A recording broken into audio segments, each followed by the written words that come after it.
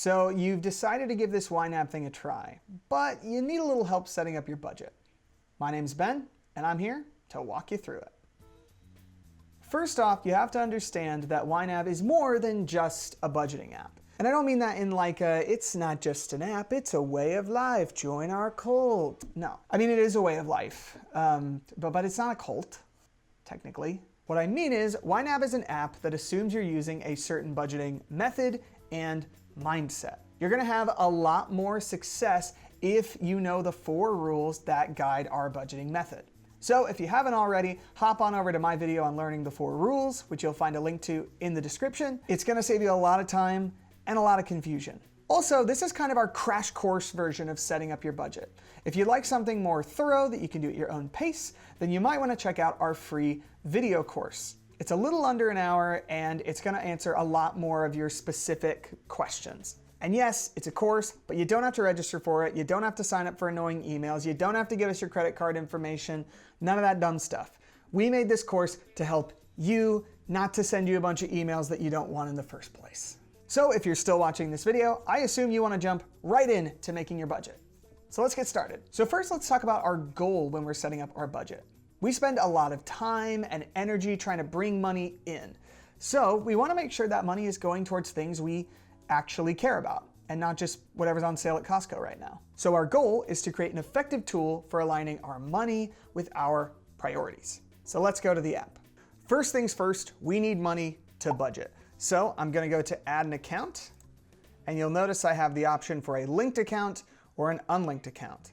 A linked account is where you enter your bank login information and YNAB securely connects to your bank. So when a transaction clears your checking account, it can import to YNAB and you'll find that transaction sitting in the app. However, if you'd like to do your transactions yourself, you can create an unlinked account, which is what I'm gonna do for this video. So I'm going to choose the account type. I'm gonna give it a creative nickname. And then this is the crucial step. You wanna make sure you're starting with the right balance. You want your cleared bank balance. That means you're not factoring in any pending transactions into this total.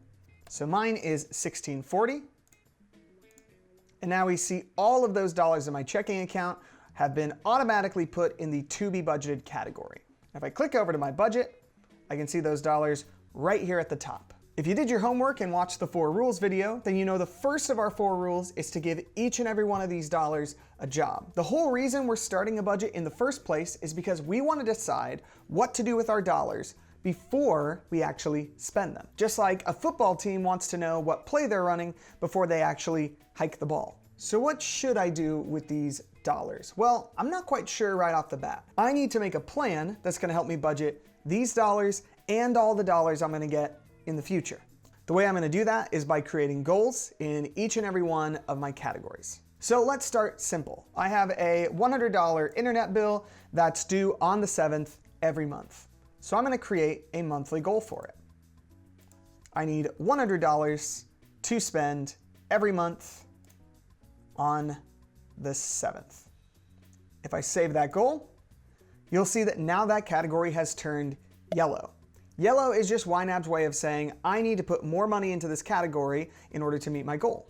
Now, for regular deadlines like this, I also like to put the due date in the actual title of the category, which I can do by just clicking it and adding it. You'll see why this is helpful later.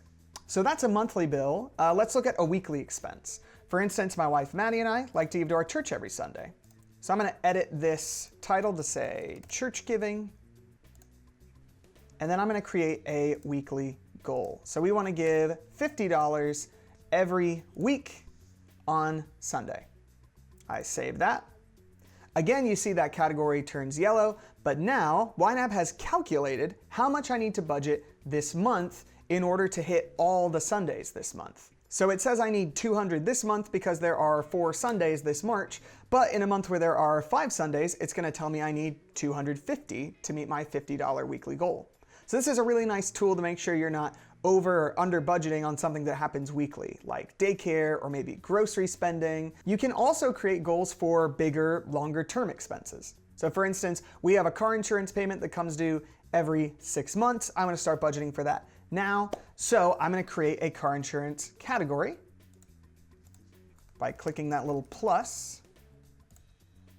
And then I'm going to create a by date goal. So I need $600 6 months from now. I'm just going to say August 1st. And since this happens every 6 months, I'm going to set it to repeat, so I don't need to go back and do this again.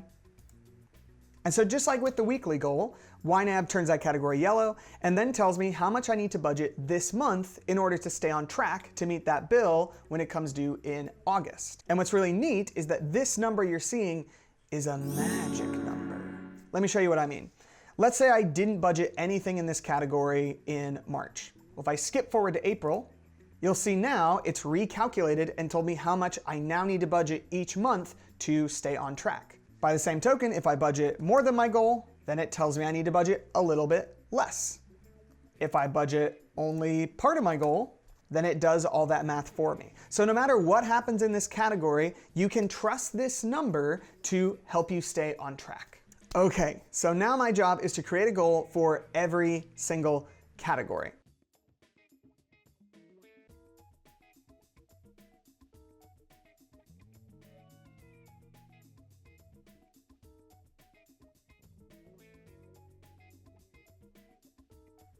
Okay, I've got a plan, which means I've got a budget with a goal in every single category. Now you'll notice I've done some customizing to my budget. There are some categories I got rid of. There might be categories that you're like, wait, you forgot to add that. That's totally fine. These default categories that we start with are just there to get you started. But your budget is going to look different depending on your circumstances, your personality, and your lifestyle. And believe me, you're not going to get the perfect category set up on your first try. It's just not going to happen. The first few months are going to be a lot of tweaking and changing, adding, moving, whatever. That's all part of the process. Starting out, we recommend going for a simpler budget with fewer categories and then making changes as they're needed. If you're thinking about changing something in your budget but you're not sure, then a good question to ask yourself is, will this change my behavior? Maybe you want to differentiate dining out money from date night money so that money spent hanging out with friends at restaurants doesn't crowd out money spent on your significant other. Or maybe you want to separate toiletries from groceries so that you can actually see how much you're spending on shampoo. But you're going to figure all of that out over time. So don't stress about trying to create the perfect plan right now. You're not going to. And you're smart enough to make the changes you need in the future. So give your future self a little credit. So I've made my plan. Now I'm going to organize it a little bit. I like to drag my regular bills into due date order. And I'm actually going to go down here and grab this auto loan since it is a regular monthly bill. I don't want to forget about it or leave it on the back burner. So now I've put all my bills in due date order. Now you might have noticed that I don't actually have a goal on my student loan category. That's because we don't have student loans anymore. Thanks, YNAB. So since I don't need this anymore, I'm actually going to delete this whole debt payments category. Now you want to be really careful about just deleting categories. Because let's say in the future, I pay off my auto loan and I don't need this category anymore because that loan is paid off. Well, you'd think I would just go ahead and delete it. But if I do that, then YNAB is going to ask me to recategorize every transaction I've put into that category to a different category, which is kind of counterproductive and pointless. So I'm just going to hide it instead. When I do that, it looks like I've deleted that category, but I've actually just hidden it somewhere in my budget. Where? Who knows? Who knows what becomes of these ghosts of categories past? What dreams may come when they've shuffled off this financial coil and passed into an undiscovered country from whose bourne no category returns? Oh, they're right here at the bottom of my budget. And you can always pop a hidden category back into your budget by clicking it. So as a general rule, if there's a category you haven't used and don't need, you can delete it. Anything else? Hide it. Okay, so this is our plan. And I know it doesn't look like much right now, what with all the zeros, but to the discerning YNABber, this budget contains magic. If I want to see my plan for a given category, I can just click it, and then all the information I need is over here in this inspector. And here's where the magic begins. See this number? It's not an ordinary number. What if I want to know the cost of groceries and gas for this month? Well, I can just click my transportation category and I can see the cost of both in that inspector. What if I want to know the cost of all my monthly bills? Well, I just select that category group and there they are. And if I don't select anything, I get this number. That number is the amount of money I need to fund my plan for the entire month. When you first set up your budget plan, this is the number you want to check, because this number is going to tell you how realistic your plan actually is.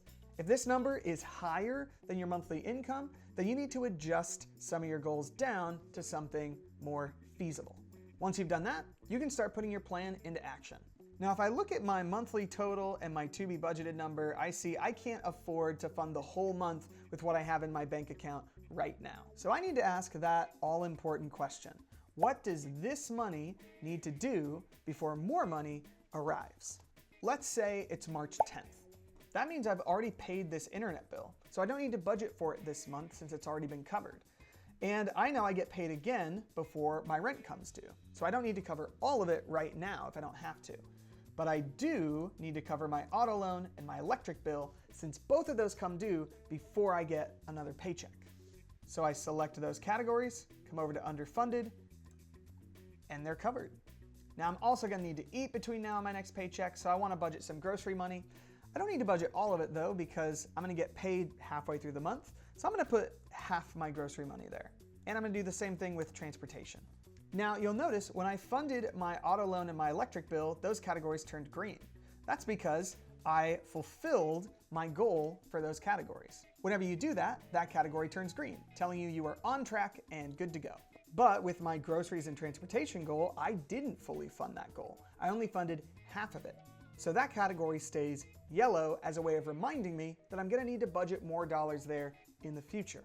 I think I'm gonna budget about half of my rent just to take a burden off my next paycheck. But after that, I feel really good about my essential monthly bills until my next paycheck comes in. So now I can move down to my true expenses. This goes back to rule 2 of YNAB. Just like I covered my monthly bills, I also want to cover my non-monthly expenses so that they don't sneak up on me or surprise me. So the first thing I would do would be just to highlight this entire true expenses group and see if I can afford to fund all of it, which I can't. So now I have to go back to what does this money need to do before more money arrives? So I think I'm going to stick with these 2 car things because cars are a big source of anxiety for me. But I don't think we need any new clothes this month. Doesn't quite get me there, so let's keep looking. We do have some birthdays coming up, church giving we want to keep. But you know what? I don't think this computer is going to fully break down anytime soon, so I feel okay about putting this on the back burner. And that definitely gets me below that 610, so I'm going to go ahead and fund everything else in my true expenses category. All right, so now I've got 115 left. I could fund these quality of life goals, but I think I'm gonna go for some of these just for fun goals because I see myself using them between now and my next paycheck. So I'm gonna budget some money into dining out and a little into fun money. And I've got 25 left. I think I'm gonna put the rest of that into fitness. And there we go, I've given every dollar a job.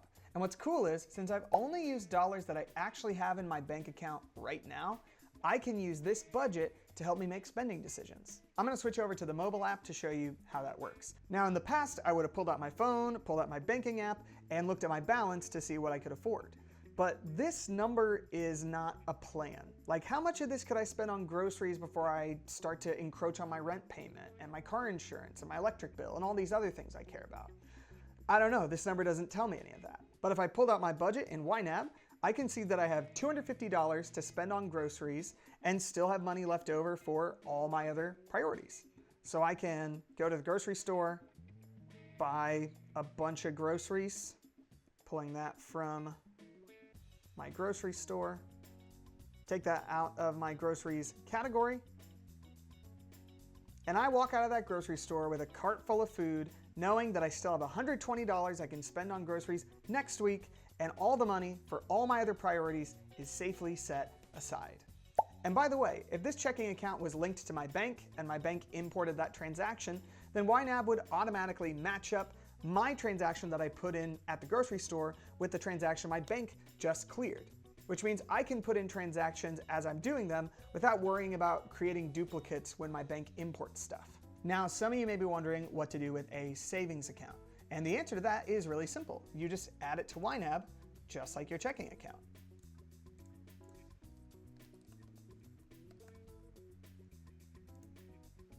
And just like a checking account, all of those dollars go into our to be budgeted category, which may seem weird at first because we're used to this idea of having to stash our savings somewhere inaccessible so we don't accidentally spend it. But the only question you have to ask yourself is, what are you saving for? Maybe some of these dollars are going into our vacation category, or maybe we are wanting to build an emergency fund.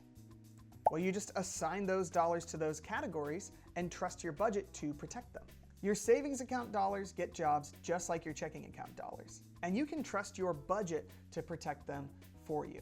A dollar is never going to come out of one of your savings categories without your knowledge and consent. So you don't have to worry about accidentally spending these dollars. So put those savings dollars in the budget. You're going to get a lot more clarity by seeing all your money in one place than you are by trying to hide some of your money from yourself. Okay, so we've added our accounts, we've set up our plan, we've given every dollar a job. So what do we do when we get our next paycheck? Let me show you. So if you're on an unlinked account, you're going to want to add that new paycheck from your employer. Let's say this one is $1,300. If you have a linked account, YNAB will automatically import that for you. So now I go back to that same question as earlier. What did these dollars need to do before more dollars arrive? So I'm going to start by just highlighting my entire budget, minus that one internet bill I already paid, and just see if I can afford this number, which I can. So if I click that, my whole plan for this whole month is now funded, and I've got dollars left over. So what do I do with this leftover money? Well, I've got a couple options. I could try to pad one of these categories a little more, maybe my emergency fund, or I can time travel to next month and start funding categories there. And when I do this, I start to, whoops, missed a cent. There we go. I start to get ahead. I can go back to March knowing that my internet bill for April is already covered. So whenever you have money left over after covering your entire plan, you can move that money to next month and start budgeting for those future expenses. If you follow YNAB's 4 rules, then you're going to find yourself budgeting more and more into the future, which I personally think is really exciting. Now, we haven't talked about how to use credit cards in YNAB. And yes, you can use credit cards in YNAB. The budget police will not arrest you. So if you want to learn how to do that, check out this video my friend Kelly made, where she shows you how to set up your credit card in YNAB and how to use it with your budget. We've got a link to that video in the description. And that's everything you need to know about setting up your budget in YNAB. That may seem like a lot, but doing all this work on the front end is going to make your day-to-day budgeting way faster and way simpler. Remember, if you're just starting out, you're probably going to need to make a lot of tweaks and changes as you get used to YNAB. You might even need to start over a few times. I know I did. But once you figure out a plan that works for you, I think you'll find that a lot of your feelings of stress and anxiety start to fade away. By making this plan and using it in your day-to-day life, you're actually taking back control of your money. And that is a much better feeling. Thanks for watching.